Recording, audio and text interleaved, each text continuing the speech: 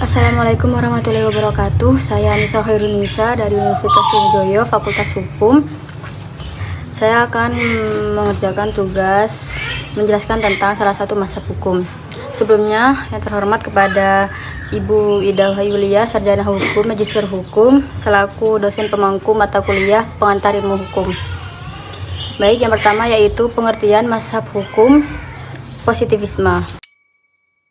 Di sini saya memilih mazhab hukum positivisme, yaitu mazhab positivisme hukum berpengertian bahwa hukum adalah aturan yang dibuat secara oleh otoritas yang berwenang dan keberlakuannya tidak bergantung pada moralitas atau nilai-nilai di luar hukum itu sendiri.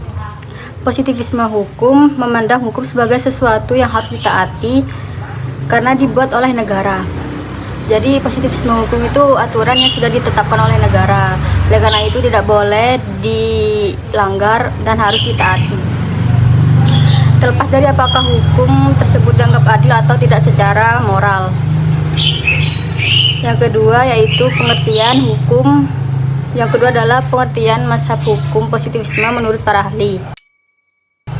Yaitu yang pertama menurut John Austin, ia menyatakan bahwa hukum adalah perintah dari penguasa yang berdaulat yang disertai dengan saksi.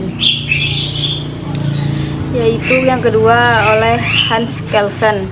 Melalui Pure Theory of Law, Kelsen memisahkan hukum dari moralitas dan menekankan konsep aturan dasar atau Grundnorm. Yang terakhir yaitu contoh kasus positivisme mazhab hukum.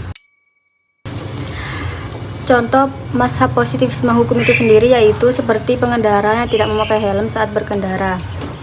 Jika seseorang melanggar hukum ini, dia akan dikenakan sanksi sesuai aturan yang berlaku tanpa mempertimbangkan alasan pengendara tersebut, seperti alasan lupa membawa helm ataupun helm rusak. Hukum ini harus dipatuhi karena ditetapkan oleh otoritas yang berwenang atau negara, bukan karena menggunakan helm dianggap baik untuk keselamatan. Positivisme hukum mengabaikan alasan subjektif atau nilai moral dalam menilai pelaksanaan hukum. Fokusnya hanya pada keberadaan hukum yang valid secara formal.